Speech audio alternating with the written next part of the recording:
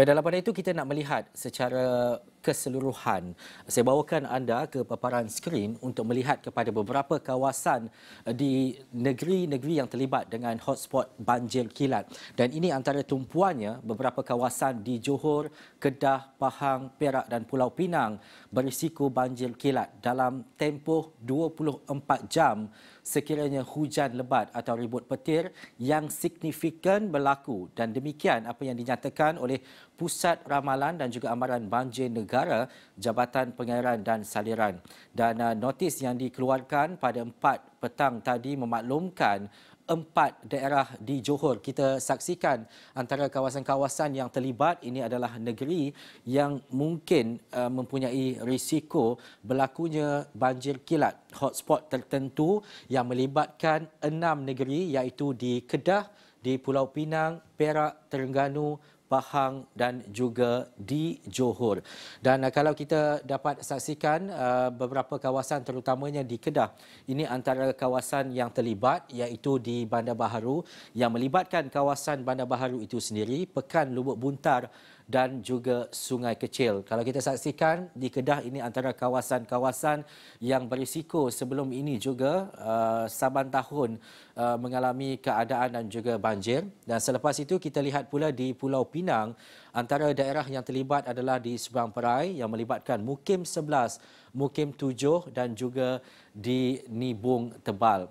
Dan selain daripada itu, kita lihat kalau kita bercakap berkaitan dengan Kedah ini ialah daerah Bandar Baharu yang melibatkan lokasi seperti yang saya nyatakan tadi, beberapa kawasan terutamanya di Pekan Lubuk Buntar dan juga di Sungai Kecil. Kita beralih ke Pantai Timur. Ini adalah kawasan yang melibatkan Terengganu, terutamanya tumpuan di beberapa daerah penting dan juga di kawasan hotspot, terutamanya di Besut, Setiu, Hulu Terengganu, Dungun, Marang, Kemaman, Kuala Nerus dan juga di Kuala Terengganu. Baik, daripada 3 negeri ini kita bawakan pula negeri lain yang terlibat iaitu di Pahang, Perak dan juga Johor.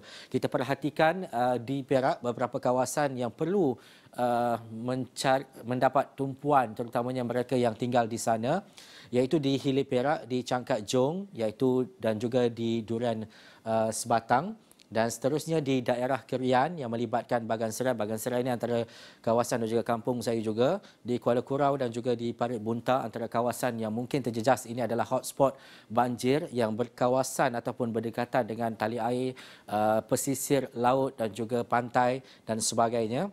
Di daerah Larut Matang dan Selama adalah di Bukit Gantang. Kalau kita dapat saksikan bahawa Larut Matang dan Selama di kawasan Taiping adalah kawasan dan juga bandar yang paling banyak menerima hujan di Malaysia. Dan seterusnya di Perak Tengah yang melibatkan Bota, Layang-Layang dan juga di Pasir Salak. Dan kita lihat pula di Pahang, ini antara bandar yang akan mungkin terlibat dan juga kawasan tumpuan hotspot iaitu di Bandar Kuantan, Kuala Kuantan, Pulau Manis, Sungai Karang, turut melibatkan Maran, Pekan dan juga Rompin. Dan juga di Johor melibatkan Johor Bahru terutamanya di kawasan Plentong, di Kota Tinggi iaitu di Sedili Besar, Sedili Kecil, Tanjung Surat dan juga Ulu Sungai Sedili Besar.